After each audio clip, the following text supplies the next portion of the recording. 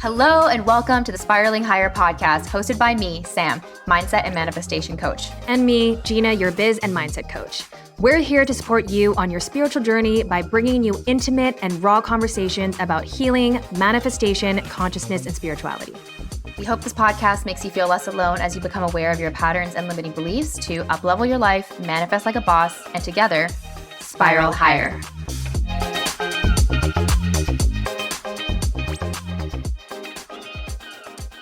Hello and welcome back to the Spiraling Higher podcast. I'm your host, Sam, and I'm here with my BFF, Gina.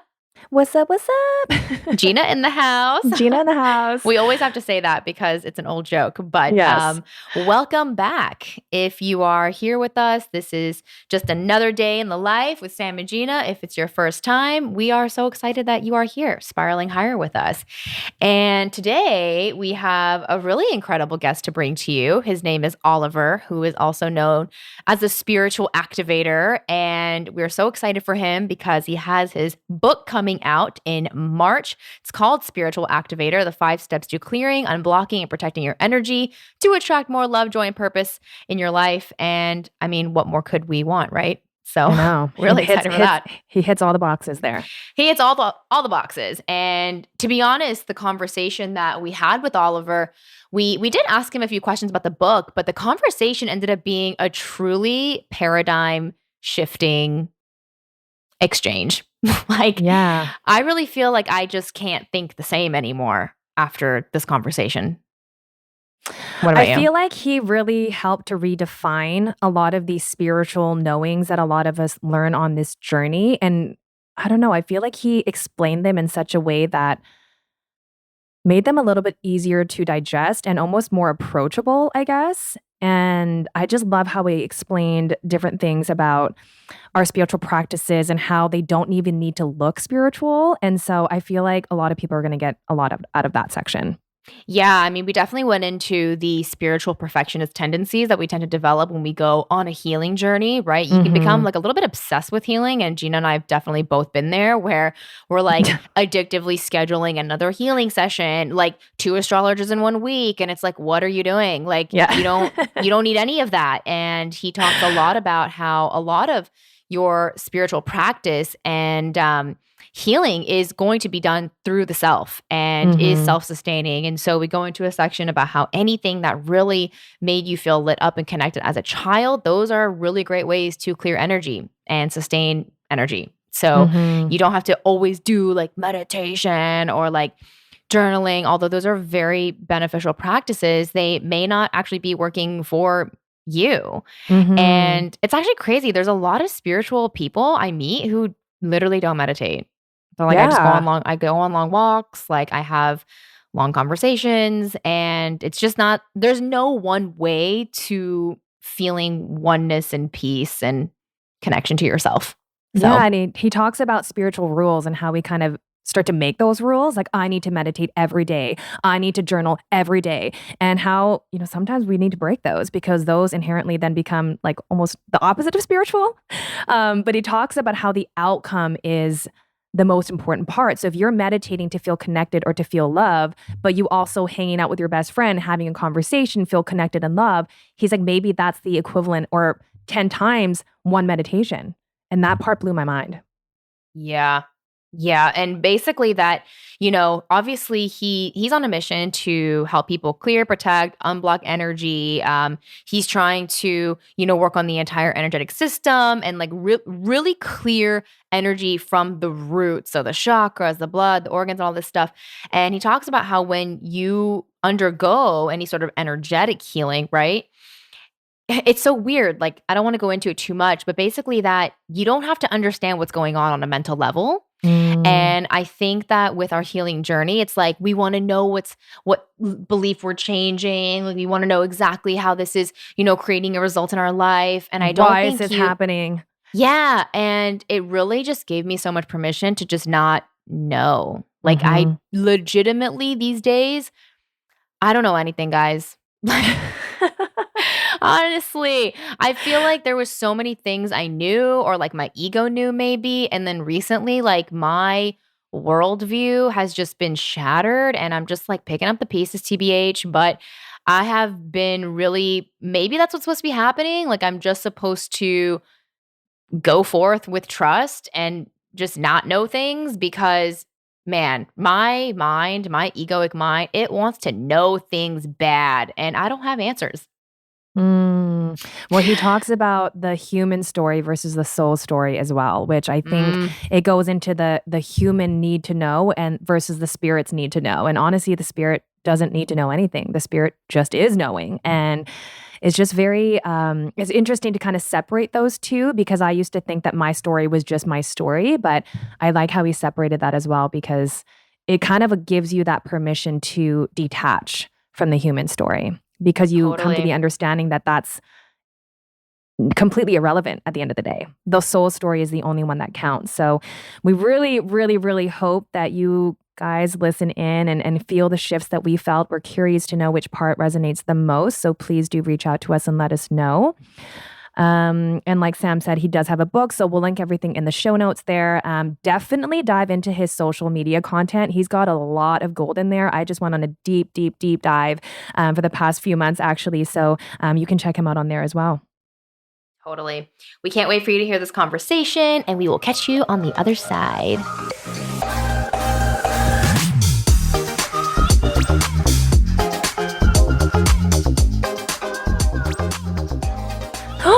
Hey guys, Oliver, how are you?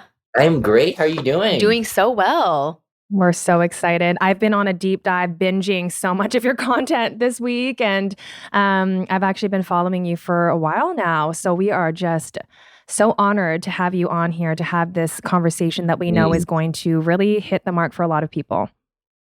Thank you so much for having me. I'm super excited that you guys are doing this show with me. Yes. Well, Oliver, before we get started, and just so you know, we always just hit record before our guests come on. So you are live. But Perfect. we were looking into the fact that you have this incredible book coming out. So first of all, congratulations. Yeah, I'm super excited. I mean, it's been in the works for quite a while. So it's for me, it's like a new baby coming into the world. So it's super exciting. I love that. How long were you working on it? Well, intentionally, I've always wanted to do a book. It's probably been, I would say, a year and a half in the making. Yeah. For sure. I mean, it's when you're so we're used to doing longer programs, right? So when you're trying to condense everything in a book and kind of like pick just the best of the best, that's when it's like in a year, it's you try to be a perfectionist about like, hey, want to make sure everything in there just like moves the needle for people, you know? Yeah, I have absolutely. a question about that actually, because I feel like a lot of us are creators inherently. And I think when we're trying to, in this space, create something that's ultimately going to help a lot of other people, when you're Yeah. creating, do you create from the lens of what you feel like you need to say, or are you creating from the lens of what you feel like other people need to hear? Definitely other people need to hear. So I do my best content typically with a live audience, and we try to Mm. capture it because the way it works is that if there's just a camera, I can still do it, but it's like it's very different when a soul or souls are in front of me. Like we just did an event where we had like over 6,000 people who Wow. paid to join one of our virtual events like a few weeks ago, and it's very different because when I'm in those events. It doesn't matter if I have like a to-do list of what I want to talk about. A lot of them goes out the window because the moment I step into that event, like I'm tuning into everybody's energy. And then the Yes. information that comes over me is the one that's relevant to whoever's in front. So I just find that I'm more on point and just like on in front of a live audience versus like the camera, I can still do it, but it's like it's a very different feel, you know? Totally. I love that you said that because we actually just hosted a retreat in Arizona Yeah. just a few days ago. And we did have an itinerary, but we kind of went off script, right? And Yeah. it really was about getting in front of these people and tuning into what they needed at that time. Are they kind of tired right now? Should we take a break? Like, do we want to go outside? And so following that intuition is definitely, I can see that you do that as well. Mm. Yeah, and it's very interesting because a lot of the events that we do, it's very intuitive based. We try to have a schedule, like for example, we had another event this last weekend, and we were supposed to go for 6 hours. I went for 10 and a half, Whoa. right? Wow. Because my goal is I stop when it's done, right? It's Mm. like when the potency is there, when the message is delivered. Because a lot of times, if you have a message that's waiting to be shared, and you cap it and you stop it, it's like it's the worst feeling. You get the if you're channeling, then you get a channeler's hangover the next day, because all that energy is supposed to be expressed now is Ooh. within you. And then all of a sudden you're tired, adrenal fatigue, excess energy, all that stuff. So it's best to, like, if it's flowing, let it flow. And so that's one of my rules, is that I stop when I'm done, when it's fully expressed, versus like trying to stick to a schedule. That I makes love so that. much sense. Yeah. Well, think about therapy sessions. I know in talk therapy, you're kind of into it and they're like, clock's up, time's up. And then you're just in the Well, see you middle. next week. See you next week, right? Yeah. Bottle it up. See you next week, and that happens. Yeah. Unfortunately, it's like there's a time limit. Next thing you know, you're getting traction, and then you're left with all these things that you've got to unpack without a professional, right? Whenever at your own pace. So it's pretty interesting. That you mentioned that, actually. Yeah.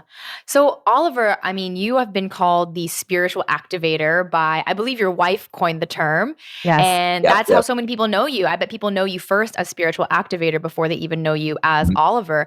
And so I'm kind of curious to know, let's go back in time. And when did your spirituality become activated? How did you become aware and recognize your own gifts? What really pushed you onto the spiritual path? It's funny because writing this book, I had to dig deep and like revisit and put patterns together. I mean, I grew up in a very strict Catholic Filipino household, and it was, although we never really discussed energy, it was always the undertone in the culture. There was always people that were medicine people, like, if somebody got sick, they go to the medicine man or woman, right?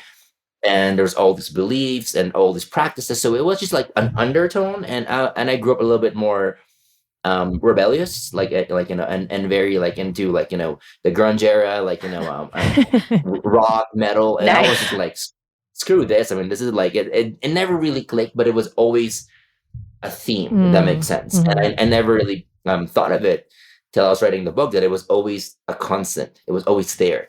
And I remember I moved to the United States when I was 18. My entire family moved, and I was literally rock bottom. In terms of, like, I had a band, girlfriend, my whole life plan in the Philippines, and then my parents were like, "We're going to the United States." I'm like, "Oh shoot," right? So that was a hard one for me, and being rebellious by nature, I didn't follow the traditional path that everybody in our family, like, we're doctors and lawyers. I'm like, screw it. I'm gonna make money online. I'm gonna be an internet entrepreneur. So I think that's when my journey began. It's close to 20 years ago. Is I ventured off, trying to be successful online, and I did it. And I remember one thing that I had going for me was I was growth oriented. I would find a way. I'd figured it out. And I remember there were times to where my business was stalled, and I was trying to get to the next level. Nothing would work, and I would put more hours in, and the more hours I put in, it's like an inch of growth, and it was so slow. And I remember one of my earlier mentors, she was like, have you tried energy healing, because you might have blocks, right? So she introduced that concept to me. I've never heard of it. I never knew what. And back then, law of attraction, I think was barely even out. Spirituality, chakras, all those things weren't mainstream. So for me, I'm like, what is this world? This is crazy, right? But I was open-minded. I tried it, and I got an energy clearing from a healer in Australia. And I remember that was the turning point for me, because I was so skeptical. I'm like, I'm still to this day very left brain, skeptical, show me the miracles kind of person. And it's gotten better over time. But I remember he was like, you've got abundance blocks. It's within you, and that's the reason why you're not making money. And I thought it was a load of crap, but I still did it. I was like, okay, let me just do it, right? Not knowing that it doesn't matter if I'm skeptical. If I'm open and I do the work, I set an intention, the healing happens on a soul level, not the mind. The mind is not a prerequisite to be able to heal. It can be skeptical all the way through, and you can still get what you want, right? So I didn't get it back then. But he did a clearing on me, and he's like, in the next few weeks, you'll have a lot of abundance. And true enough, like 4 to 5 weeks in, I made more in a day. I saw the that. entire year. Yeah. And I was like, holy crap, what is this energy thing? It was like, I got to figure this out. If this is what can happen in one session, then I've got it all wrong. And that was the dangling carrot put in front of me to like really dive deep into the world of energy, which I knew nothing about, and really pursue it, I'm just so curious. So obviously as a skeptic, I was the same way. I went into this session. I didn't experience exactly what you did, but you went in and you came out. Did you actually feel different? What? Zero. I was actually really annoyed because I was really hangry, and I was like, I have no visions. I'm not feeling anything. Yeah, why did I pay anything. for that? So what is this guy doing? Like this guy wearing white, waving a crystal, making some sounds. This sage like smelled like really horrible. I've never smelled it before. I'm like, this is just like a horrible experience. And then midway through, I thought I was, really getting something, but it was my stomach grumbling because I was super hungry, and I was like, all right, this guy's just gotta wrap it up, right? So yeah, it was like for me, it was a non-event. It was not, because some people, they go through healing sessions and it's like a IMAX 3D experience. Totally. They see things, and I was not that, right? I was more of a was what I call an accumulation shifter, to where there's lag time, to where it doesn't really happen in that moment, but throughout the day, throughout the dreams, throughout the next few weeks, it kind of like slowly unravels and builds up, and it's a non-event when it happens at the beginning. So I fell into that category of like non-event event, right? And when I look back, I'm like, holy crap, like in those 4 to 5 weeks, so many different things happened that I thought were unrelated, like people out of my life, new people into my life, like purging, releasing, clearing, healing, that I thought this thing never happened beforehand, and now it's all of a sudden happening. And when it's done, then abundance showed up after I did that whole like cycle. So that kind of gave me a little bit of a context of how energy works, to where it may not be now, it might be a 3-week process, 6-week process of you going through everything, and once it's done, there is like, there's a pot of gold at the end of that rainbow, right? So I just had to expand the time frame in which I was looking at things, and not like, expect for things to be like right now in the moment, and be a little bit more longer term, if you will. Yeah. I love that concept, because lately I've been kind of trying to tune into what spirit sees. The question I always ask myself is, how does spirit see this? And I feel like spirit has all of these layers that, like you said, we can't see. I had this concept of like golden threads that kind of tie together these experiences that, again, like you said, in the 3D world, we're thinking nothing's happening, but everything's happening just in the background. So I love how you explain that. And it's slower too, because the thing is, energy moves fast, right? It moves faster than the speed of light. So in that session, on an energetic level, the healing was done. Everything I needed to release was done. Everything was done. But here's the thing: in this 3D world, it's a lot slower, because There's density. The energy is connected to what? Thoughts, emotions, traumatic events, people, situations. So now that that's released, it takes time for that to kind of unfold, because it travels slower in this realm. So that's why it's like so slow, and that's why I call it the principle of lag time, right? To where when you're doing a healing, a lot of times you've made the jump. You are going to land, so the jump's already there. So you've done it. There's nothing you can do to not make the jump. It's just that, when will you land? Is it going to be a day? Is it going to be a week? Is it going to be 3 weeks? Because of the principle of lag time, to where it's slower here versus the energetic, when it happens quickly. Right. And that makes sense, when we call in law of attraction and law of assumption, because these really ask us to assume the energy of our wish is fulfilled, right? But then there is some physical time, space that needs to occur before you start to see the reality reflect back to you. And so it really does all start with energy. You kind of can't get there without aligning with the energy first. Absolutely. I mean, and there's time, and this thing is like, I made that more in a day than an entire year, but guess what? In 2 months, I lost all of it. Right. Because and it's the same thing with lottery winners. Like, they win, and then they did a study on them. Afterwards, within 5 or 10 years, they're in a worse financial situation than they were before they won. Totally. Right? Which shows you 2 things. You can manifest what you want without having to believe it. Because manifestation at the highest levels happens on an intention level. Yeah. But for me, what I realized looking back is my thoughts and my emotions weren't aligned to it. So it was used to this level of income instead of what I got. So over time, through my own creation, through my own thoughts and beliefs, I manifested, what my wife calls counter manifesting, the opposite. But it was still me doing it. It was some external force. It was my conscious or unconscious thoughts, programming beliefs or rules around money and abundance and how fast it can come and how much I'm worthy that were getting rid of it. But it still came. So after I learned that, I'm like, shoot, I'm going to work on energetically. And while I have it, I'm going to work on rewiring my mind and emotion so I get to keep it. Yeah. Yeah. Right. But what that showed me is that you don't need to be fully on board mentally and emotionally for it to come in your life. For you to keep it, sure. But for it to come, if you're doing it in an energy basis, you can do it even if you're so skeptical. I love this so much because actually one of my mantras in the past year has been, even when I haven't believed in myself, things have happened. Because I like this idea of how you said your soul is on board, right? Your expansion's on board, the energy healing is taking place. Your mind doesn't have to be on board. Yeah. And I think that this is such a revelation because people will feel stressed that they don't believe in the thing yet. Yes. Like even recently, Gina and I, we've been talking about, growing our community and our platform. And there's been this like part in my mind that's like, how are we going to do that though? How are we going to expand? Like, when are we going to find all the time? And you actually have been, Gina, tuning into the soul portion of this. And you've been like, it doesn't even matter. Like, you don't have to know that. And it's so true. You really don't have to know that. And you just have to be so divorced from the how. Like, as soon as I get into the how, I know I'm in fear, I'm in doubt, I'm in my mind again. And it's just so hard to shake though. Yeah, and a lot of it is a vibrational based information because in my experience, certain answers come at certain vibrations. And if you're in a lower fear-based, uncertain, then you're going to get the humanistic answers, but that's not what's going to move the needle. The ones that move the needle come at a higher vibration. They're divinely guided. And a lot of times you don't get 10,000 steps. You get the one step that moves everything. Yes. Right. And that's every single time this has happened to me in the past. There was a time where I would start 4 or 5 businesses every single year, right? Successfully, and some were duds. But what ended up happening was there were some businesses that I spent a lot of time thinking about how to strategize and using my brain, planning it out. And you know how that goes. Like, nothing ever goes to plan logically.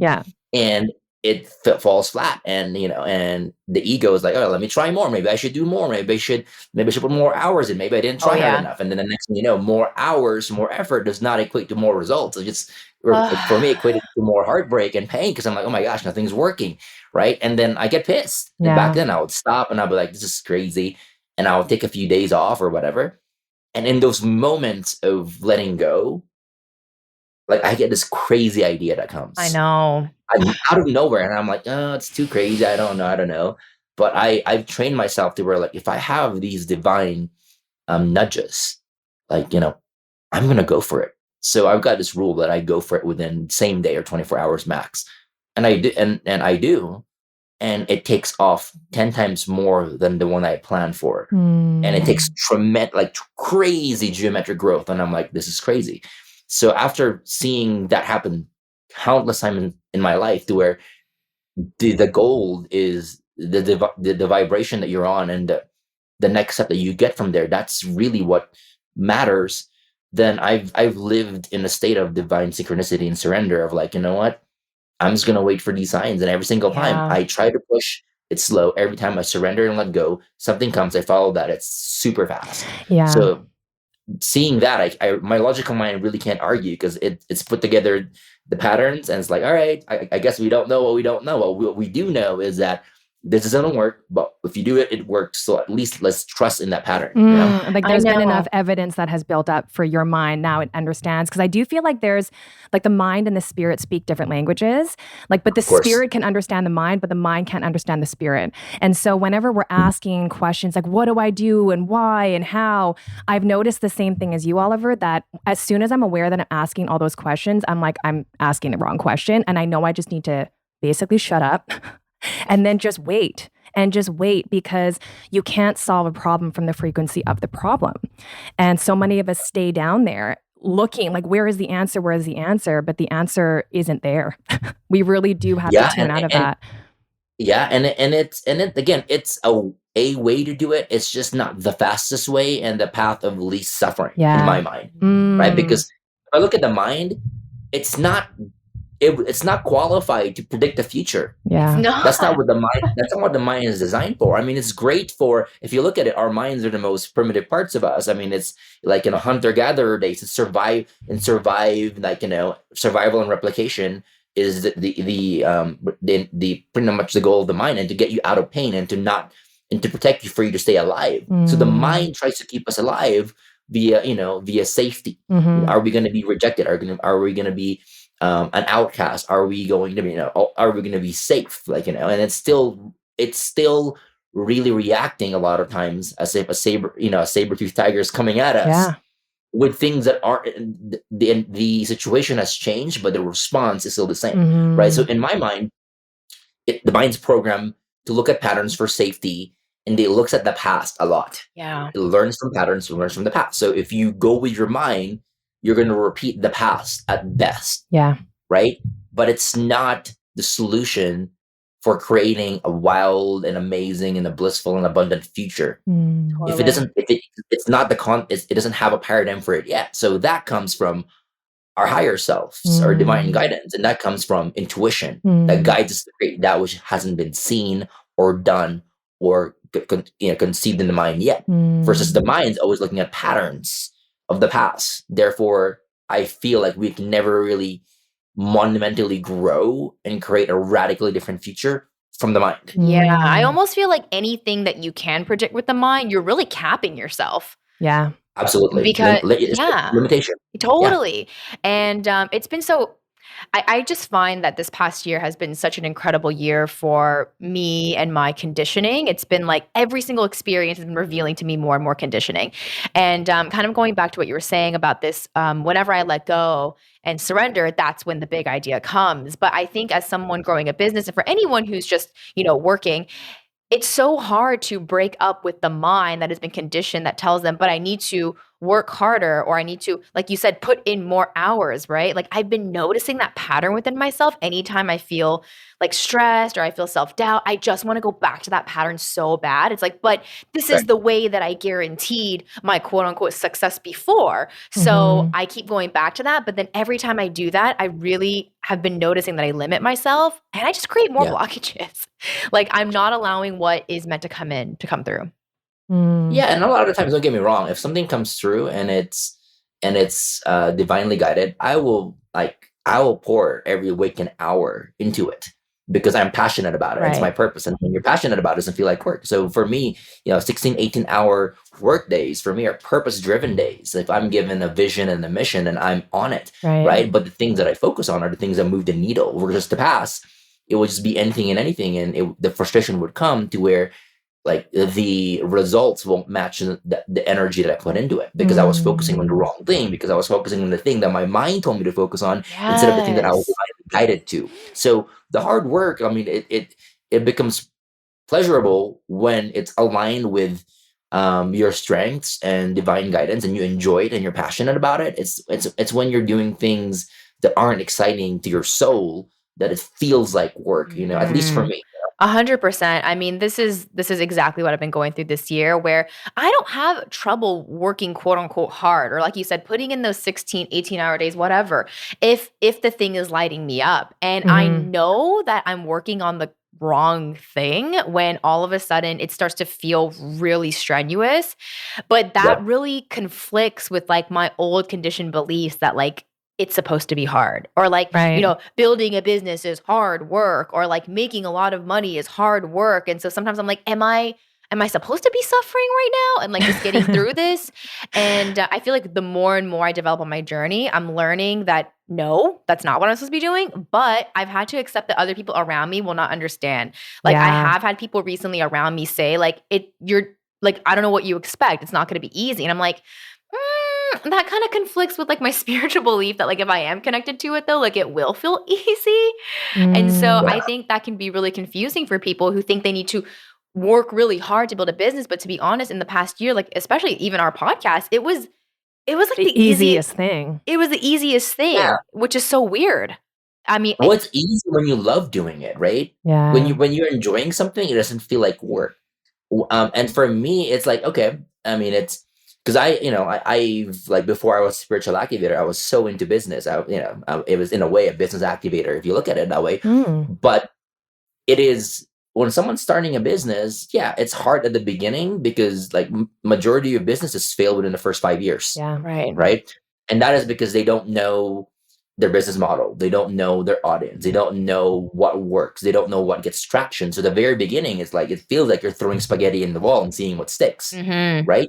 But the thing is when you find what sticks, when you find your audience who you want to serve deeply, and you've got a good core offering, and you know your distribution channels that work, right? And there's no more unknowns. You know all the known things. Then it becomes easy because now you know when you put this effort in, you get monumental results from it. And then as you grow, you keep doing the things that excite you, that you love, and all the other things. Eventually build a team around it. But it gets easier. But a lot of people don't put the work in at the beginning. And don't realize it is at the beginning, it is a game of figuring out what works and what doesn't, and having to reinvent yourself. And that's why, for me, business is a spiritual game, because in order to get to the next level, you've got to evolve. And what got you to 6 figures won't get you to 7. And what gets you to 7 won't get you to 8 and beyond. It's a very different game to where you can't just do more of what you did at 6 figures to get to 7. You'll burn yourself out. You'll have to completely redefine the way you look at yourself, at the business, at what you're doing to get to the next level. And the next level, what I've learned, is always way simpler than the previous one. It's just that you just have to upgrade your identity and your focus and what you're doing to get to the next level. But it's simple. It's easy. And then every level needs a jump. You just become a different, person that you step into. You step in more of, an upgraded version of you. And if people get that business is a spiritual game, they would thrive. It is. A lot of people take the approach to business that they would do, working 9 to 5, to where I'm just going to do this and do more.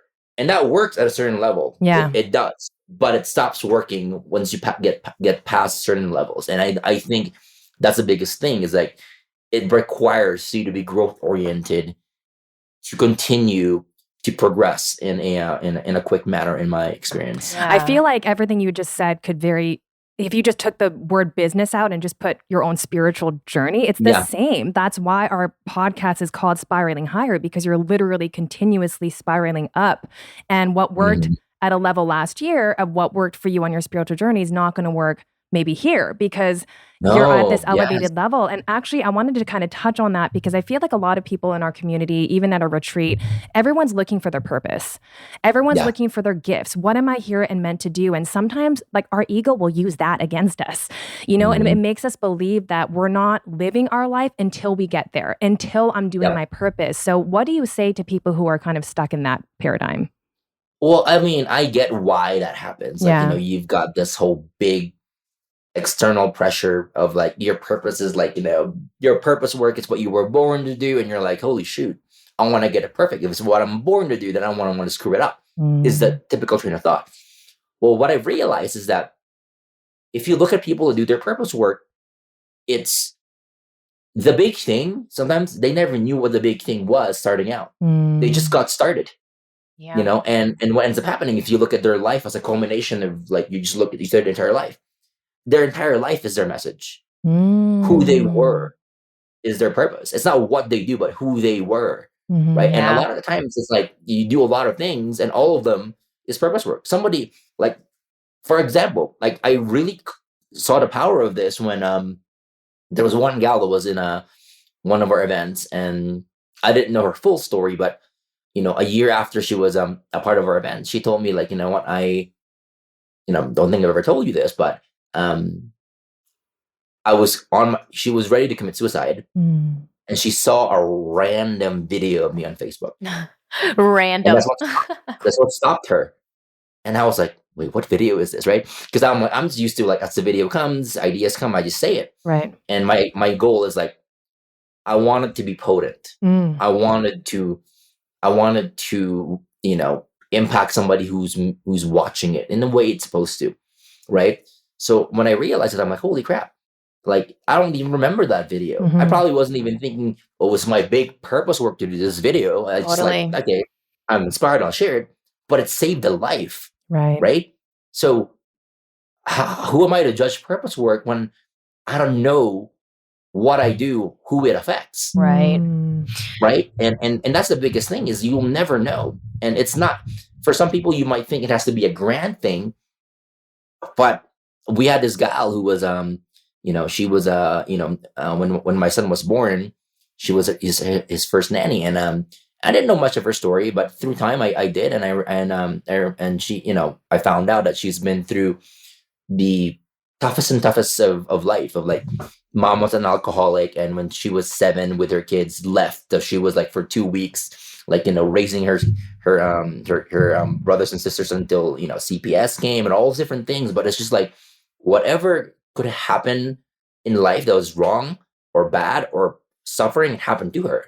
But I'm like, it doesn't make sense, because you're a loving person now. You got a big heart. She was like worked as an emergency nurse and saved a lot of lives. And I'm like, it doesn't add up. Like, you were in this trajectory and life was just like literally beating you down. And how do you turn out to be this person, right? And true enough, like, she shared a story about when she was a kid. She was in this I forget if it's an amusement park or the mall, but she saw one of those carousels, kids riding, and she was like looking at it, and she wanted to ride it, but she didn't have money. So she was just looking at it, and it was like pretty much being envious of the kids that are there, wishing that she had it. And she was there, and then out of nowhere, this random guy just walks past by, didn't even look at her, put some quarters in there, walked away. And that was a moment that changed her life.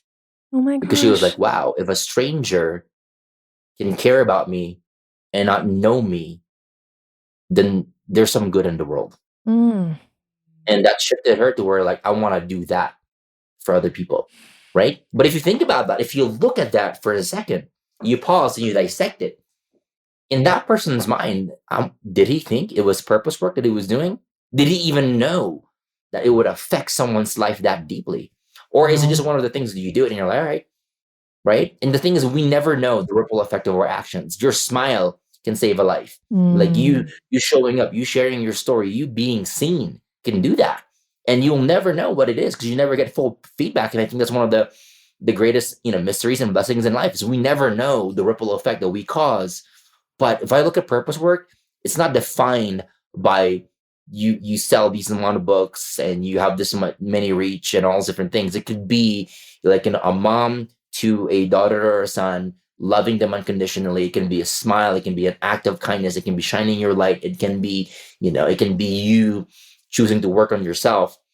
And because of that, your energetic vibration's higher, and everybody you interact with that day gets lifted up without even you knowing it.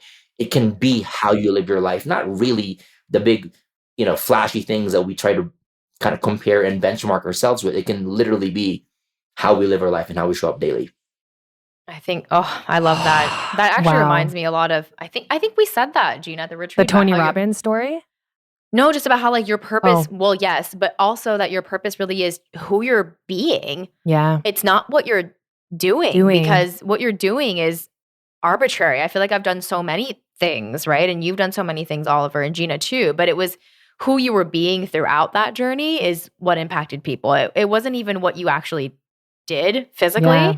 It was more like how you did it. And so I love that you shared that. That's so beautiful, because I think a lot of people feel like, what's my purpose? And like, but when they ask that, what they're really saying is, what do I do, instead of who do I want to be? Yeah. And I think once you realize that purpose work is who you are on a daily basis, it doesn't matter if it's big or small. It's just, are you in your essence? Are you trying to shine your light? Are you trying to spread love? Are you, and if you are operating in your nature, that is your purpose. Your purpose is you came here with a gift to share, with a message to share, or with an energy to share.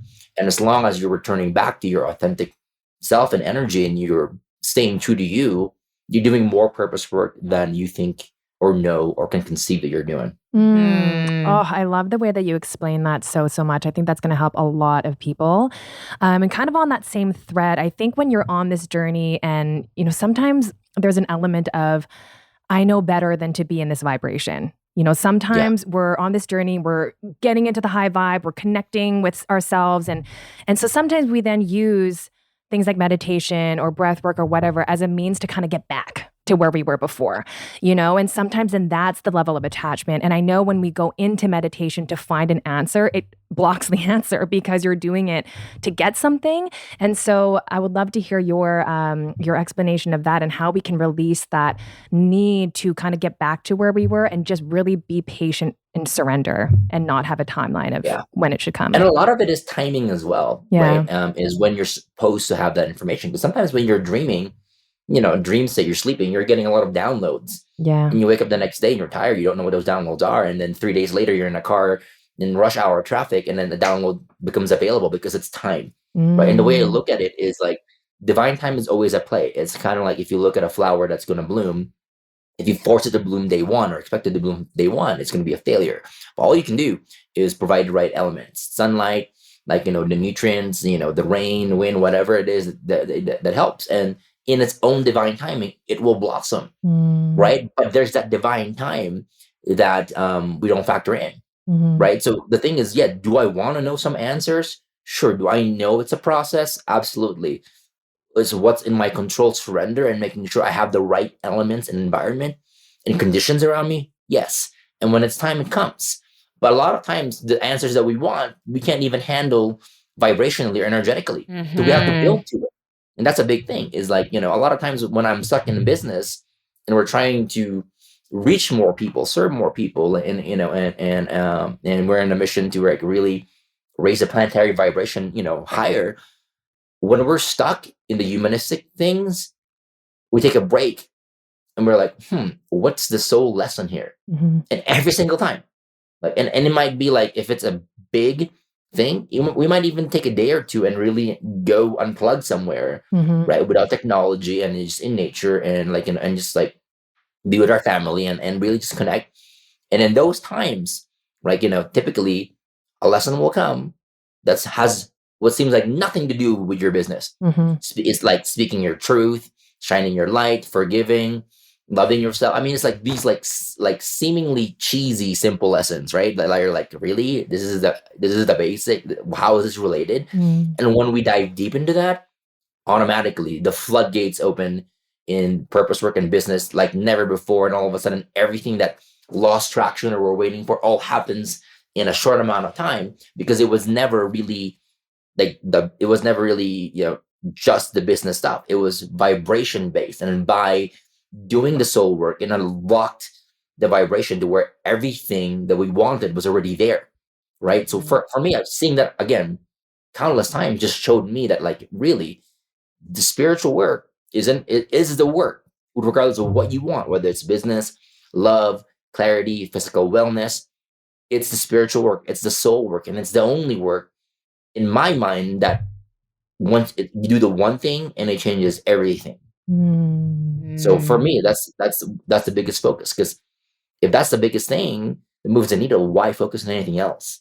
I mean, yeah, sure, things come up, focus on that, but that's the main priority whenever we're doing, any kind of work. Yeah. And Oliver, I know your work primarily is about helping people, and your book specifically is about helping people clear these energetic blockages. Yeah. Right. And so how does someone become aware, number one, that they have energetic blockages? But then number two, and this is really a question for me, and I'm sure so many other people, but how do you stop getting obsessed with clearing energetic blockages? Because sometimes I will sense that I have one, and then I almost feel that I create more in the process of trying to clear them. Do you know what I'm saying? It's like, oh no, like I have this block, and then like that becomes like a negative thought and like gets lodged in my body, and then I start to experience negative emotion like anxiety or stress, and I'm like, oh no, I'm supposed to be clearing the blockages. But I want to be able to help people understand, how can we become aware of blockages and allow them to subside or dissolve consciously without adding more? Because I think that there's a lot of what I call spiritual perfectionism in this space, where now they're using spirituality as a means to kind of like egoically bolster themselves. And so I want to be able to use these practices and have you explain to us how we can do that in a very surrendering, egoless way.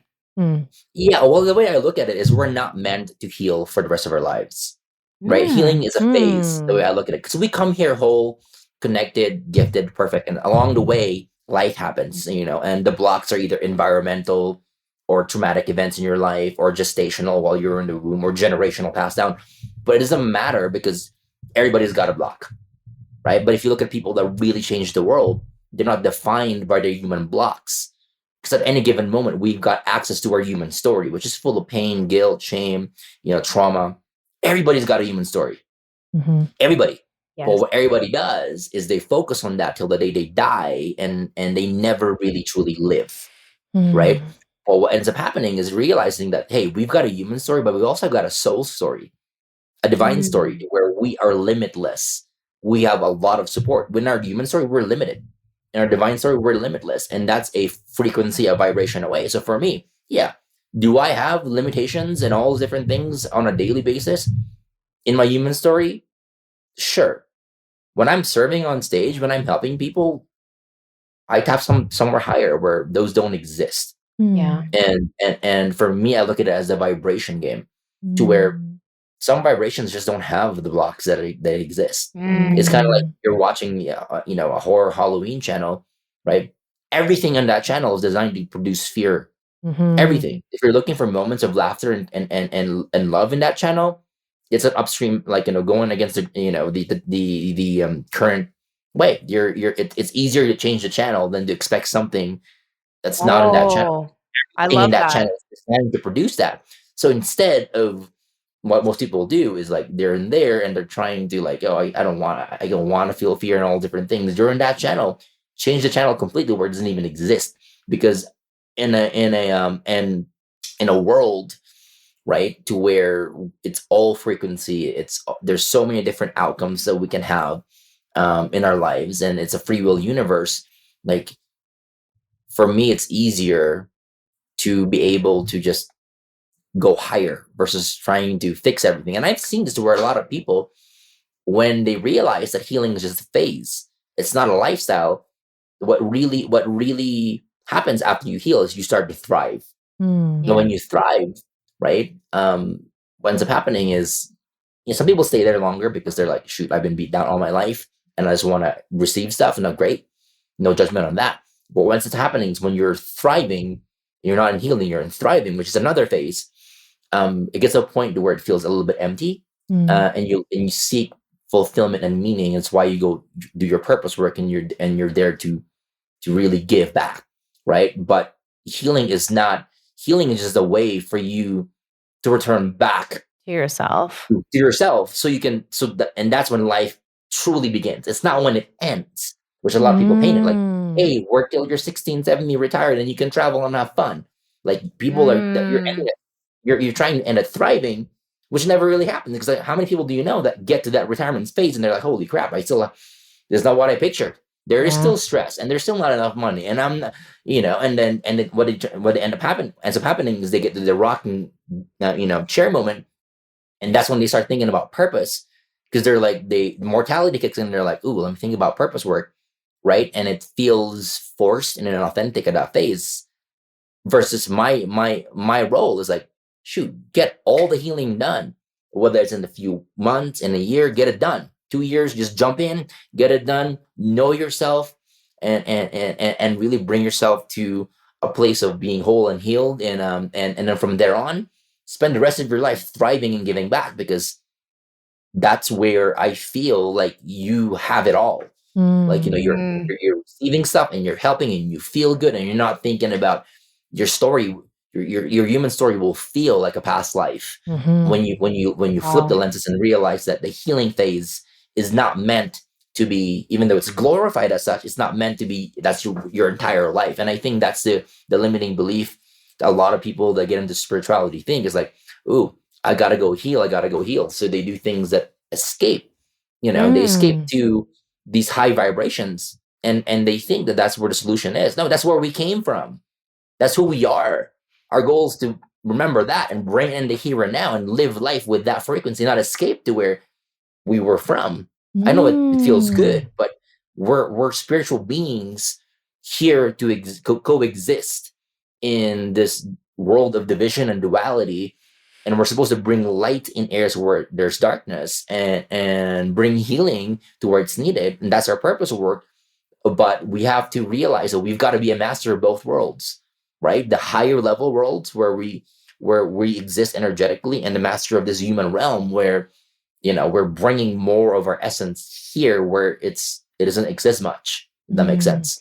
Yes. Oh my gosh. This is actually colliding with one of my paradigms. This is so interesting. And I love thought-provoking conversations like this that really force me to think and perceive things differently, because obviously our stories and how we think of our stories perceive how we experience reality. But what it sounds like you're saying, and this is just blowing my mind, right? That you're saying that we heal through things like our old shame, pain, guilt, whatever, and that's part of our human story. But we can literally move past that and live in a completely different vibrational state. But I think that that's just so interesting, because that conflicts with my belief currently, which could change. And it is actually in the process of being changed and challenged right now, which is that we kind of these things revisit us, but just at different levels of consciousness, which would actually suggest that healing is like ongoing.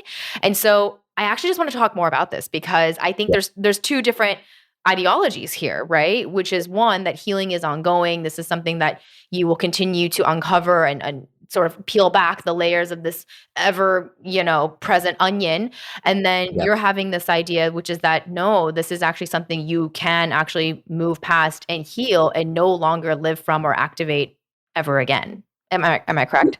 Yeah. And the way I look at it is, so you're either healing, right, based on changing vibrations and frequencies, or healing in the 3D humanistic way. And the human way of healing, the way I look at it, is people are like, let me shift all my limiting beliefs, all my traumas, all those different things. But the problem that I see with that is that I read a study several years ago, and it was in the scientific community, that at any given second, we're exposed to like 20 or 40,000 pieces of information and data, whether it's EMFs, ELFs, external energy, radio, microwaves, 20 to 40,000 any second, right?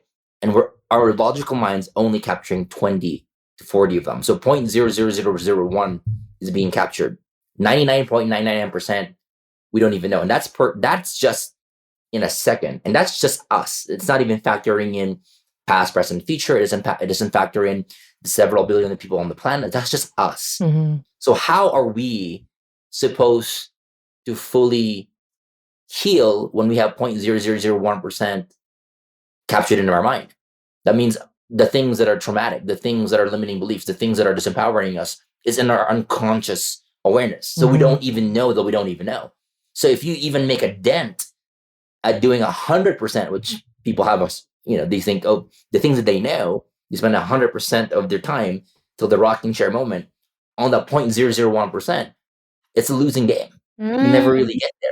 Right? Because you don't have all the information. Versus if I'm living it through divine synchronicity, I don't have to worry about what's the thing that moves the needle. Because the thing is, even with the things that you don't know if they're branches or the root, right? You could be working at the branches all your life, and they just grow back, and it's the same shit, different day. But when you work on the root, it changes everything after that. So the thing is, with being so clouded with all that stuff, you can't even tell which one moves the needle that you need to work on. Right. But you don't need to rely on that, because when you're relying on science and a higher power and your higher self to give you the information that you need to work on, and that thing that you work on is a needle mover, right? Then life is very, very different. And that's why when I realized that there's no possible way, I'm like, what, do I have 50,000 limiting beliefs that I don't even know of? How long will that take me trying to rewire every single one of them? Right. You know what I mean? So it's for me, it just didn't make sense on a logical level.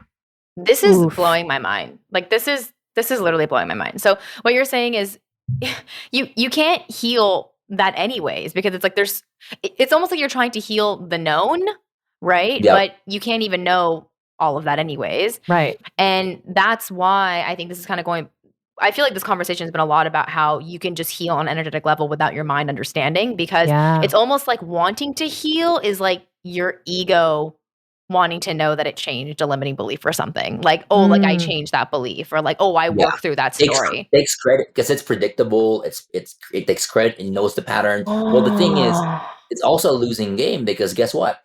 it's been proven, like, I mean, diving deep into science, that the brain can hide stuff from you. The mind can't. Yes. If it Yeah. doesn't think you can handle it, it will put it into a little Pandora's box, compartmentalize it, and cut all the paths leading to it.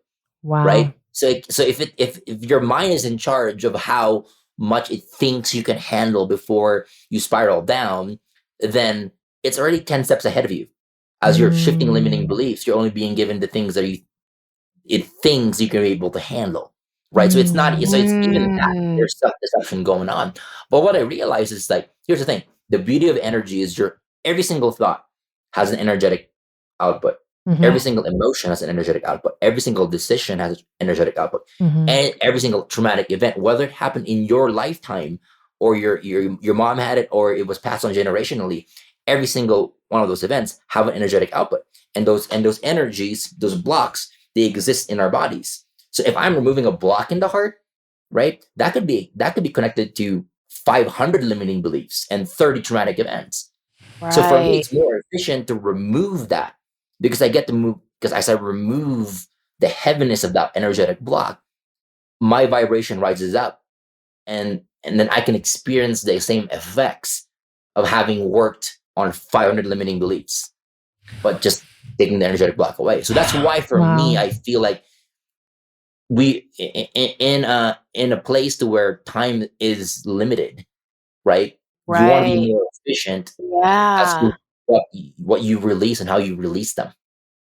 Wow, this is honestly blowing my mind because I recently, I'm gonna be honest, Oliver, I've been a little bit bogged down by I've become aware of some like limiting human stories, and I keep trying to like uncover, become aware, like shift that story, and it's honestly been sucking up a lot of my energy, and I've been I've been noticing, okay, it's not supposed to feel like this, so I probably am approaching this from the wrong lens, but I almost feel now after this conversation that I just need to get an energy healing and ignore the thoughts, because I'm not going to change what I'm realizing is I'm not going to change thought with thought. Exactly. Like it's like the thought that I'm trying to change it with is the same energy of the thought that's coming up as the quote unquote block, and it's not going to efficiently clear this story. And even if it did, I feel like it would just be my ego deciding. It wouldn't really be cleared. It would just be like, I mean, I'm a big believer that there's so many different ways to do something, and everything is like right for people depending on where they are and what their goals are, right? There's always, I started off with working with the mind and emotion, so I see the power of it. But I've also realized that, hey, if I work on the energetic level and I'm thinking to myself, okay, abundance won't come, and then it comes, right? Then I'm at least having what I want. The environment's here, the proof is here, the proof is giving my mind an opposite thing that it thought. And in my mind, it's easier to shift the mind with overwhelming evidence from the environment than trying to talk therapy it and be like, oh, I'm abundant. And it's like, no, you're not. Where's the proof? And you're battling. And it doesn't matter if I say I'm abundant 10,000 times a day, right? I will still feel inauthentic in a way, because I know if I look at my environment, it's not there. There's no proof. And I'll feel like a little bit more of an imposter, versus like I do the energetic work. I'm not believing in it. I see it in there, even though I'm skeptical, even though I'm thinking like it might not last, at least it's there. Yeah. And at least that gives me time now, because it's feedback to the mind, and the mind gains more confidence with proof a lot of times, external proof. Show me proof that it works. And it starts building trust once it starts seeing proof. So in order to shift the mind, I go with the environment.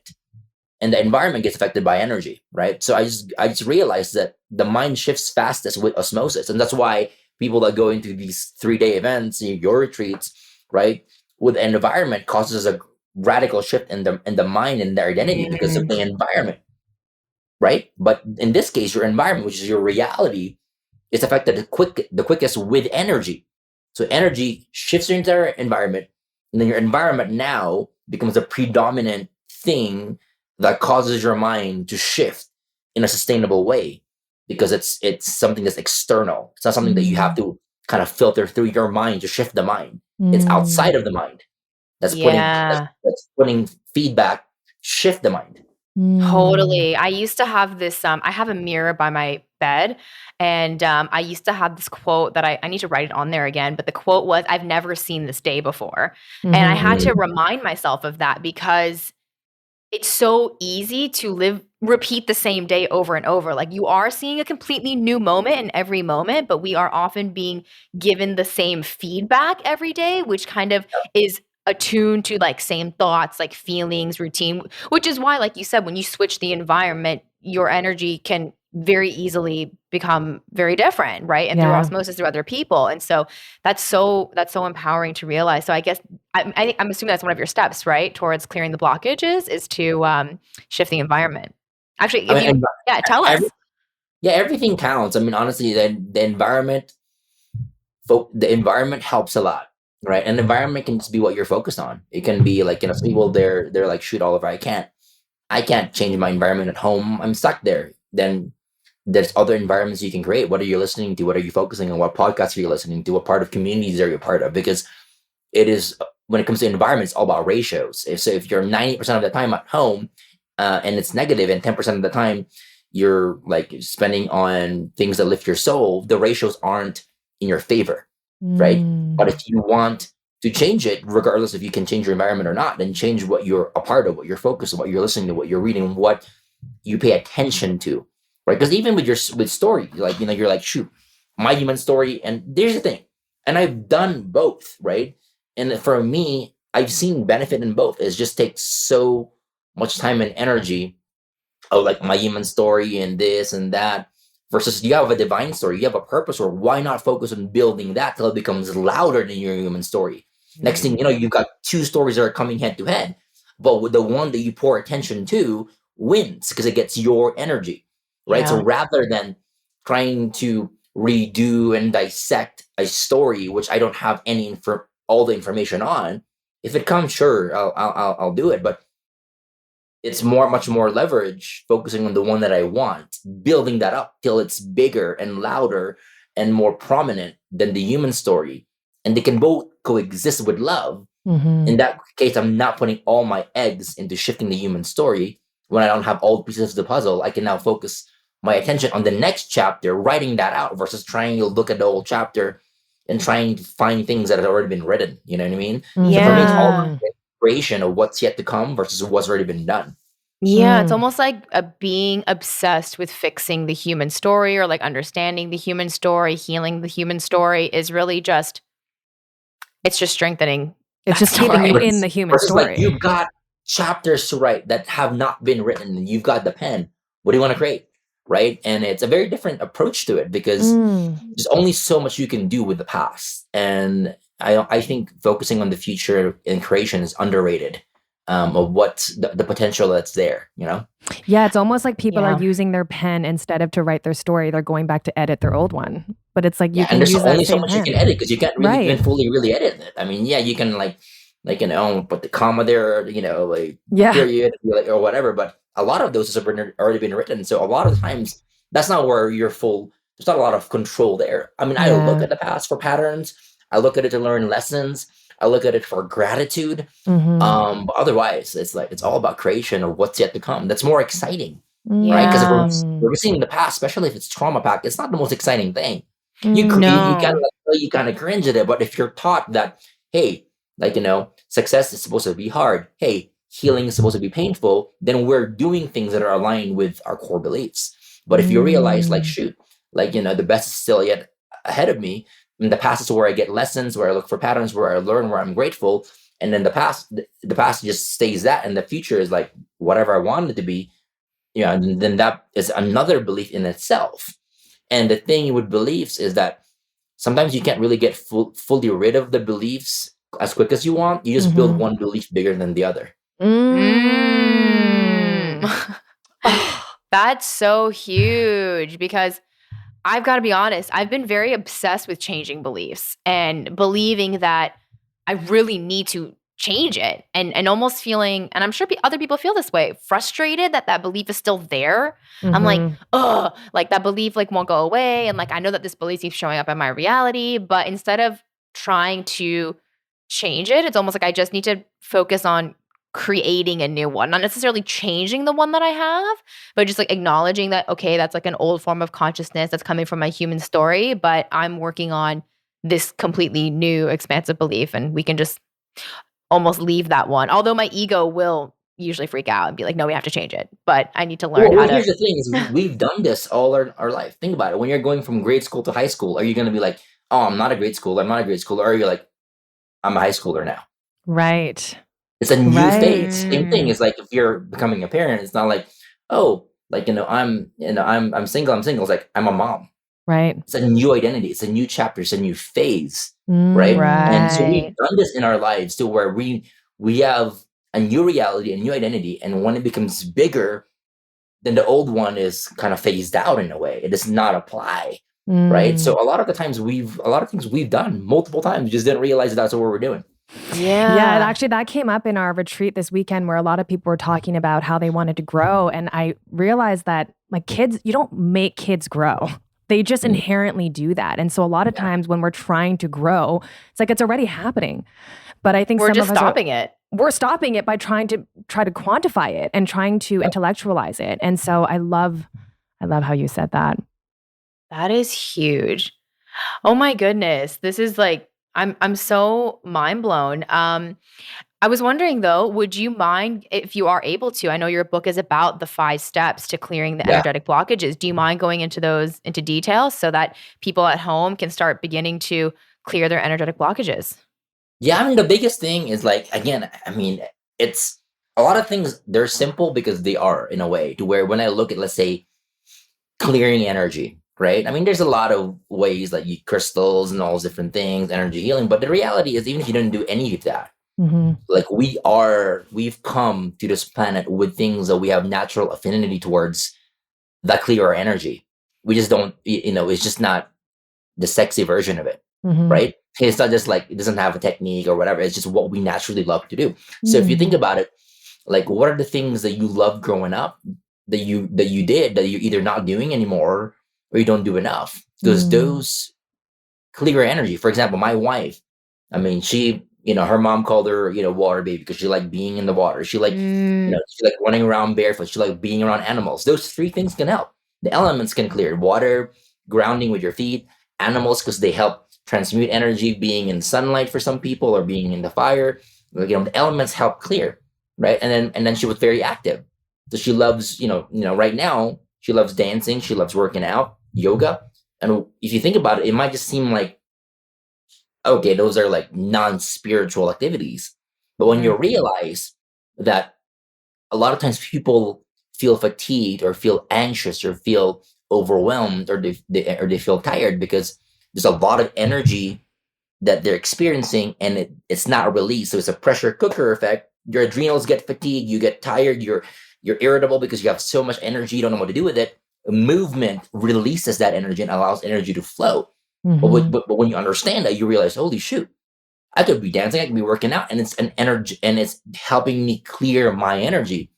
But again, those are the things that we naturally gravitate towards and we don't put under the spiritual umbrella, but it has spiritual benefits to it. Right. For me, for me, it's salt bath, right? Or it is spending time with my son because love and connection at times when you're doing things that you love, it puts you in a frequency to where anything yeah. that's underneath that, if it, it just doesn't exist in that higher frequency. Right. For some people, it's alone time. When they're alone, they're not taking on other people's energies all the time. So now they have this moment where they're just in their space, they're clearing their energy, they're not being bogged down, they're higher. So it can be that, I mean, music, it could be like helping somebody out, acts of kindness. So there's different ways, but I've seen a lot of people, if they even never do anything that's spiritual in nature, all they did was look at their childhood or look at clues in your life when you are the most stressed, when you are the most super tired and you're drained. And what do you do in those moments that like typically you get pushed to do and you're like, I have to do this. And then you're like, I feel better. Those things are clues as to what naturally clears our energy that we already love doing, that we know works, but for some reason we've got mental rules around when we can do them, how often we can do them, and a lot of times we wait till we're empty or rock bottom before we even attempt, because you might think you're selfish by doing them daily or multiple times a day. Yeah, that's so true. I've noticed for me, one of the things that makes me feel the most connected, most cleared is music and dance. And it's so funny. I was talking about this with my Ayurvedic practitioner actually, but she was asking me recently, how's your inner child? And I was like, she's not doing too good. And then she actually asked me, she was like, when's the last time you danced and listened to music? And I was like, oh, I don't know when the last time I listened to music was. It's like I get in these weird ruts where I just forget music exists. It's so strange. And I won't listen to music for almost a week at times. And then all of a sudden I'll hear a song somewhere and I like start feeling my body moving again. And I'm like, oh, I just need to listen to music. Sometimes it's very simple, like you said. It's dancing and music for me. This past weekend when we were at the retreat, I swam in the pool and I was like, wow, this feels really good. Like, and it's just, these are basic, but we're just so divorced from this. Yeah, because it's not the hot thing. Yeah. We're used to be like chasing, oh, what's the next technique? What's the next method? What's something outside of myself that I have to learn, versus things that are inherently appealing to us because that's our nature and that's how we're wired spiritually. But I beg you, if you sang and you danced and you did that daily for 7 or 10 days, like you would have so much traction. It's going to be unbelievable, because now you're operating more in your essence than you are your programming in your past, and you are now standing more in your power energetically, versus spending most of your time dealing with things that are coming to you throughout the day, and at the end of the day you've got nothing left to give for yourself, because all you're doing is trying to survive with everything that's thrown at you. First, when you do this, it puts you in a higher vibration to where those things don't come, or if they do, you have so much energy that it's just like it's done like that. It's you shift it, or you get through it, or you overcome it without even knowing that you needed to, right? So a lot of it is like it's again, I try to teach things that are super applicable to anybody regardless of their background or resources, because it works. And the cool thing about the things that really work is we don't have to do much outside of us. It's all something that we can do with what we've got. Right. And that's how it's designed. It's designed to be sustainable, right? It wasn't never, I mean, all the outside stuff, it's great. I mean, they're tools, and I'm not saying that don't do them. They work. But even without them, internally we've got it. And I think people have stepped away from really realizing that a lot of times the answers are within, like, and that we don't take our power away, but it's easier to. And I get why it happens, and I know how it's designed to do that. But once you realize that we have it within, and you start trusting yourself, it's easier said than done. But over time, it gets better, and you start realizing, shoot, like this whole time, like freaking, I got it, but it's just not. It might not just be the thing that the mind wants to hear at times. Yeah, I mean, Gina and I have both had our phases of being obsessed with like booking like healing session, astrology session, Reiki session. Like I did too. And right. I think it's a rite of passage for some. Yeah, totally. I did that too, and I was like, wow, it's amazing, until it came to a point where we're like, guess what? We're not going to channel anymore. We're not going to do this. Look within. And it was the most painful, grueling like period of my time of like, holy shit, I gotta look within. Right? But once you, and the thing is, it's not to say that you're never gonna rely on readings and all those things. Once you step into your power and realize you can do it within, then you've got options. Do I want to tap in or do I want to listen? It's never gonna be one or the other. Sometimes it stops to force you to look within, and then you can have it all. Like, there's no rules of saying like, once you're awake and you have it within, you should never do this. I mean, it's just like, just giving you more options. It's just doing it in a way where you're not giving your power away and not know who you are. Yeah, it's the power giving the power to outside things and always looking. I always say to my clients too that, when they come to me, they have an inside problem and they're looking for an outside solution. Yeah. And the only way to really circumvent this problem and this feeling of like hustling and chasing is to go back to the inside out, Yeah. right? So your inside problem is coming from like the human story, right? The identification with like old thoughts, stories, and beliefs and all of this. And so when we go to the inside, right, we take our power back, and then the outside changes, but it's not through outside. And so I Exactly. think that's just the journey we're all on, though, is coming into this world totally fully spiritual, like you said, as a soul, and realizing everything is within, and then just getting totally jaded and like looking, our physical five senses are so attached to what's going on out here, right? And we're just not connecting with that inner part of us. And I think every single person has to figure out at some point on their journey how to get back to that part of themselves. Mm-hmm. Yeah, and that's the biggest part. It is the journey, right? And a lot of it is it's we I feel like the more we can enjoy it by like doing a lot of the practices that clear our energy, like it speeds up the journey through each Yeah. of the phases. Like it doesn't have to be long. It's only long when the mind prolongs it, but when we're in Yep. flow and we're doing these things that are like, they might not seem much, but they when you do them, it has a drastic effect on your well-being and the quality of life. And life is meant to be easy in a way to where Yeah. the things that we need, they're not outside of us. They were given to be sustainable. We were Yeah. given the tools. We have everything we need. We just forget, how to Yeah. use them, that we even have them within. But when we make those connections, we were born with everything we need to thrive and do our purpose work in life. It's just a matter of, are we connecting to the version of ourselves that has it all versus trying to think that we're just a limited portion of our story and we don't see the grander essence of who we are. Yeah, I love the idea of this sustainable spiritual practice and how you've simplified that, because I think even myself included, sometimes I feel like I'm not as spiritual because I can't meditate for 5 hours a day, or if I can't, do breath work and yoga and journal and do all those things, I'm like, oh, I'm so disconnected. But you can just sing a song in a car. And on a car. We can do a podcast like this, and Yes. and the message that you're spreading to everybody else, purpose work. In my mind, like think about it. When you're looking at meditation and breath work, what does it do for you? You got to look at everything as a vehicle, means to an end. Meditation and breath work. Some people want to feel relaxed. Some people want to access higher information. Some people want to feel things, right? Right. Doing meditation is not the only way to feel relaxed. You know what I mean? You can get a massage if you like a massage. You can dance, you can sing, but you've got to stop.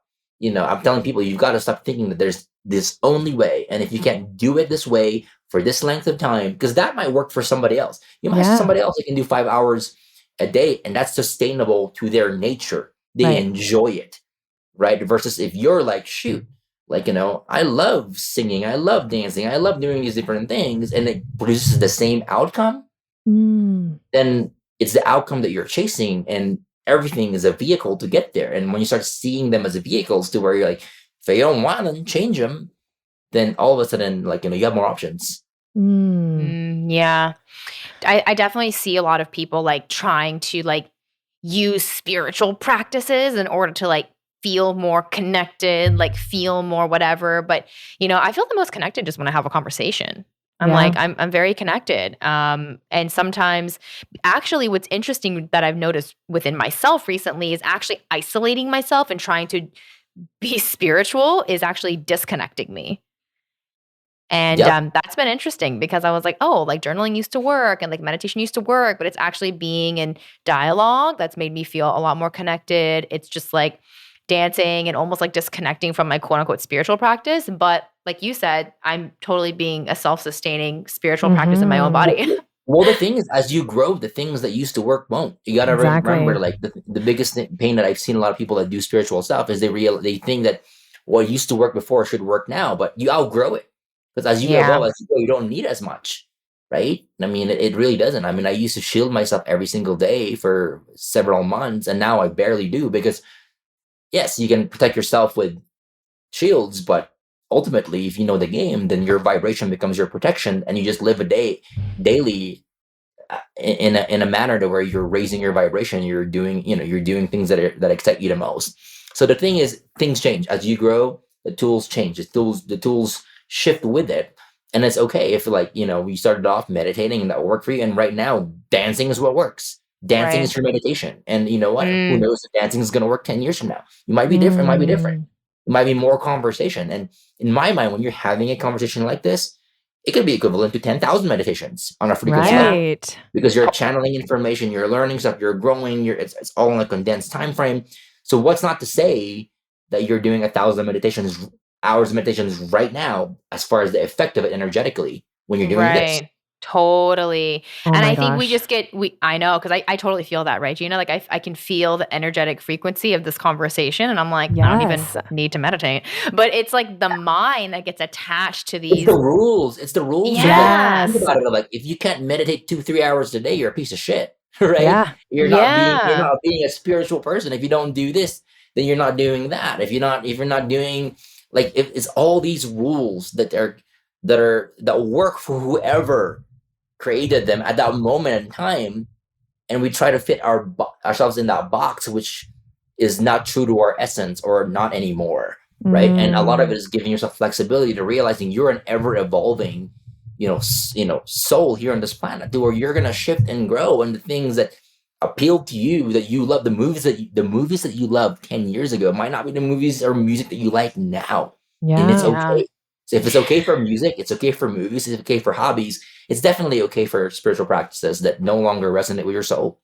Yes. I think one of my spiritual lessons this year has been that, well, number one, really, that we are in constant evolution, right? And even looking at the world, right? The earth, it's so dynamic, but our mind wants to keep things static. And so Mhm. I always I've just become very aware of this relationship within me, because I'm an ever-changing being. I'm not the same person I was a day ago, a week ago, but my mind wants to stay attached to who it thought it was, or like what it used to do, or like even what it used to think, right? And so I like how you talked about earlier how, like, okay, you become a mom now. Okay, just new identity, right? And you just become these new versions of yourself, and really just begin to, it's like, it's not like cutting the cord, but I guess it is, of just the old self is no longer necessary. Yeah. And you just keep evolving into the next level over and over and over. And a lot of it is doing with love, is like realizing that the old version of you got served the purpose, Yeah. right? Right. It's not wrong. It just is. And regardless if we're shameful of it, it's like the deepest intention of that part of us that did something there's always an intention that we're not seeing, right? And I'm a big believer that the intent, like, can be good, right? For somebody steals food, right? The act might not be great, but if they're stealing it because they're hungry, I at least notice the intent. I don't look at this things that's completely black and white. Yes, I don't like your behavior, it's hurting somebody, but what was your intent? Great. And I factor all of it in, because I look at it holistically. So if you're like, shoot, I didn't like when I acted that way, I did this and that, but what was your intent? Were you trying to be protected? Were you trying to be safe? Were you trying to be loved? Were you trying to avoid being hurt? What is the intention? Mm, I might not like the behavior, but at least I can empathize with the intention, and I don't have to make it all bad. And I feel like once we start seeing the holistic, well-roundedness part of our past, then we take it a little bit easy on ourselves, realizing that, hey, when you're talking to yourself like that, you're not talking to yourself at this age, at this version. You're talking to the 4-year-old version of you that's wounded. And would you talk to a 4-year-old like that? Or would yeah. you come up with grace, right? And realizing that when we at times do things that we're like, shoot, I can't believe I did that, it was from a part of us that's very stuck, whether it's inner child work. And you treat yourself like that inner child version, and you bring a lot more love and compassion and empathy to it. Yeah. That was really meaningful for me to hear. And I'm sure so many people, because I think people who deal with guilt or shame, or like, oh, I made this mistake, it's like regret, there's so much. I think the pain is coming from a lot of the current identification with that. It's like, oh my God, like I did that. And I was listening to Eckhart Tolle yesterday, who was saying who's I, right? Like who you are in this moment. Even the idea of like, I did that, like that's not even real anymore.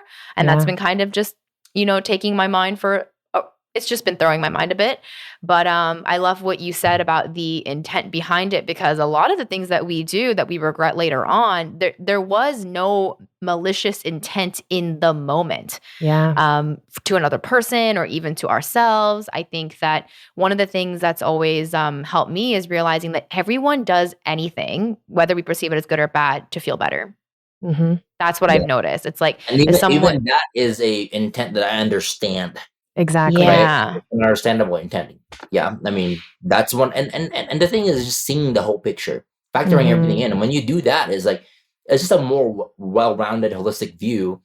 And it's not too much of like one or the other, right? It's not too much like you got to meditate for 5 hours or you're going to be lost. You're never going to find love or you're not spiritual. I mean, those are Right. two extremes, right? And a lot of it is like when we see it for what it is, like, yes, you can meditate for 5 hours or you can do the thing that works for you.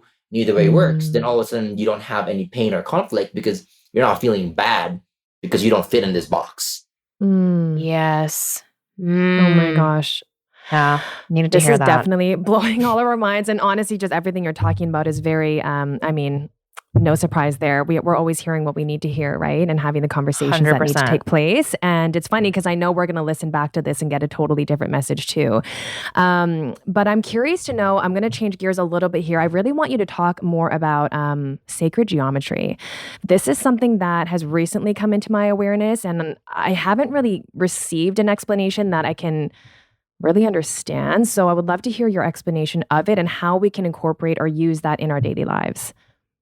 Yeah, I mean, the way I look at it, it's the language of God, creation, universe, whatever people believe in. The sacred geometry, it's outside of us, it's inside of us. If you Google like sacred geometry in nature, you're gonna see patterns everywhere from flowers to seashells, like everything outside, even the Great Pyramids, things that we can't explain, has a sacred geometry effect to it, right?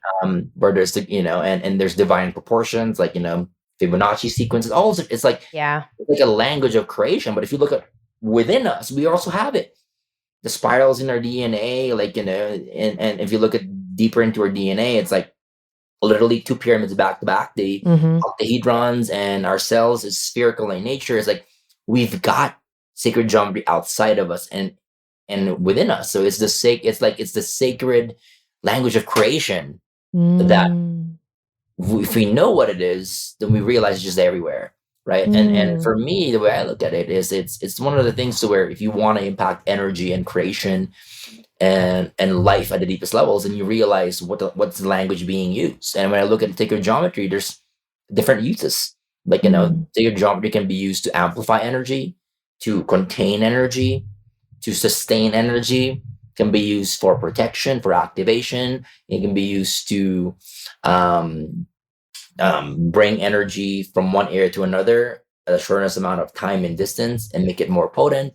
There's a lot of uses for it. People, like if you look at scientific, for example, pyramid technology, if you look at and you study the effects of benefits of pyramids, you're going to see all over the world, like people put, that's why they put they realized they have the mummies under the pyramids, they decay slower, right? And a lot of times Right. people put vegetables and fruit underneath the pyramid and it stays fresher longer, right? And they even did experiments in this researcher called Bill Carroll. He put brine shrimp under a pyramid. So one was under the pyramid, one was not under the pyramid, and the one that was under the pyramid lived, I think, I'm going to butcher this, but I think lived 3 weeks longer than the one that was not under the pyramid, right? So there's all these different studies. And when you realize that what the pyramid does, for example, a sacred geometry, whether you imagine it, you're inside of it, right? Or you're actually inside of it, doesn't matter, but you can imagine it and the energy is, still there, is it keeps everything underneath it protected in homeostasis to its nature, to where if there's radio waves, EMFs, ELFs, all those different things, it doesn't affect what's underneath it. It just keeps it going as it's intended, right? And when you realize the pyramid can do that, then you're like, oh wow, it can be for protection, that structure for some, right? It can be for getting messages clearly. Because when you're not affected by all those different things, it's easier for intuition to come and for you to know what's sign from what's noise, right? So the way I look at it is sacred geometry is just like, it's just the language of creation, and it's around us, and it's one to where, whether we believe it or not, it's very active in how it affects our day-to-day lives. And when I realized that, wow, it's a lot of science behind it, then that's when I got excited earlier on, realizing this is real. It's whether we believe it or not, it's definitely real. It's definitely affecting us, and it's definitely all over the world. And it's one of the things to where, as I ventured deeper into healing, it became more prominent in the way I did things. I think for me, what sacred geometry has really just helped me understand on such a integrated level of awareness is that I am nature. And I think there's obviously a lot of people who are understanding that now, but I think when I was growing up, I really felt such a separation between me and nature. It's like, we build these walls and roofs and we separate ourselves. And I think in the Bible, they said man had dominion over all things, right? And so there again, we're having this separation. And then when you see the sacred geometry, like you said, the spirals in the DNA and, the way that the triangles of our, it's just so crazy because like, even when I look at a mountain, I had this moment last year, I was looking at a mountain, I saw this river and I was like, that river is like my little capillaries. Like I just had this moment of like seeing like myself in the nature and the nature like seeing itself through me. And so it's really helped me connect and realize that I'm not separate from the things that are going on. Like I am impacted by energy. I impact energy. And that's been really empowering. Yeah, I mean, it does make us like, it brings us to this truth of oneness, that, everything internal is external and vice versa, and that we're affecting, like you said, nature is affecting us, and there's this rhythm to it. We're not just being affected by it, we're also causing it, right? Things outside, we also produce energy that creates the ripple, and we're also affected by the ripple, and it's everything and everything and anything, right? So I think it just brings such greater understanding to who we are, how the world works, how our souls work, how energy works, Yes. Wow. You have such a wealth of information, and you've honestly you're the paradigm about the healing and the human story and the soul story. I feel like I need to go back and listen to all of these things. It's been like, it's really challenged me. And I love that, because that's the whole point of these conversations is I want to expand my consciousness. And I love talking with other people who see things a different way and really stretch me. And so I want to thank you for that. Yes. Gina, do you want to ask our final question? Yes, I would love to hear what you're going to say, Oliver. So, of course, our podcast is called Spiraling Higher, and it kind of feels like everybody has a certain theme of healing throughout their life, or maybe, again, a common thing that kind of continues to come up, whether it be fear of being seen or fear of, not being worthy. So we're curious to know, what is something that you have consistently had to spiral through in your life? Yeah, a lot of it was fear of not being like my dad. Right? Earlier in my life, he was my initial fuel. Like my initial dislike and hatred fueled me to like kind of prove him wrong. Like, let me see you do, like, tell me to turn left, I'll turn right. Right. And some of it is like, no rhyme or reason. I'm just like, it was the fuel that got me started. But it a fuel that changed, because when I started having kids of my own, I realized what it was like, to be a dad, and the things that parents experience, that they like, that sometimes we don't know their intention, we don't know their heart, we don't know what's going on in their mind. All we see is actions that we might be taken out of context, and we think that's reality. When I started going through that, it opened my heart to where I looked at it differently, to where I'm like, what, the things that I didn't like about my dad, like, are things that I've healed, and the things that got me to where I am. A lot of them, whether I would like to admit it or not, a lot of them are from my dad, but in an elevated way. So if I'm going to blame him for the pain, I've also got to blame him for the goodness, because I wouldn't be wouldn't be where I am without him. So I had to heal that. I had to love myself, and love, like, see my dad and love him in a different set of lenses, to really go full circle with that. And it's one that like really stretched me to my core, but also gave me the most amount of freedom and fulfillment. And it's one to where it's a hard one, but it's like it's we at times need to heal all parts of us.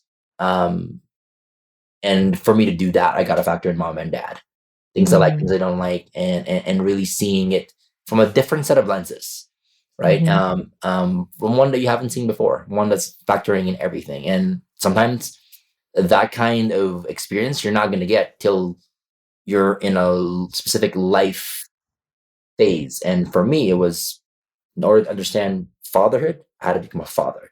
Yes. For that, I didn't have any perspective. So different life phase and stage kicked off that healing that brought more understanding. So a lot of times, if you're not having, that healing and the realization, maybe because it's yet to come with a journey you're about to go through, right? So a lot of it is also patience with yourself as you go through life. If it's not fast enough, just realize that you're like that flower. You will bloom in divine time, and just enjoy the journey.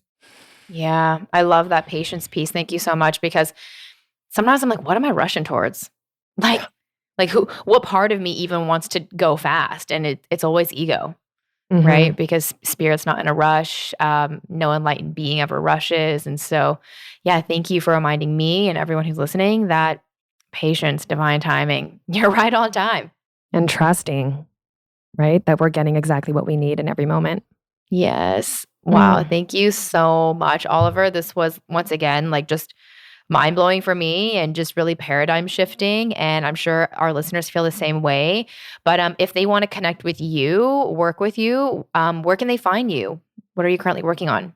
Yeah, I mean, the book's probably a good start. Just go to Amazon, Spiritual Activator, Hay House is the publisher. So if you type in Spiritual Activator, Hay House, the book's gonna show up. And that probably is, if that's the only thing they can do, I would do that, because I wrote that book in a way to where if I could travel back in time 20 years ago and hand myself just one thing, I would hand myself the book. I wrote the book as a way to where if I can just hand it to my kids, that it would give them the best chance of life, right? Of being all of them. So I wrote the book with that intention, as I wanted it to reach people that we normally don't reach, because it gets translated in different languages. People can read it and they get what they need from it. Even if I never get to see them, talk to them, hug them, celebrate with them, it, at least in that form, it can give them that advantage and edge in life. So the book, and then a lot of social media. I mean, I post so much free content like Instagram, TikTok, YouTube, Facebook,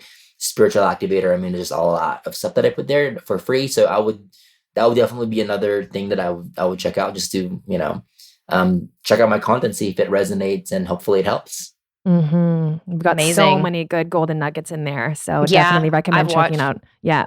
Totally. I've watched so many of the TikToks. And so everyone go find Oliver, Spiritual Activator.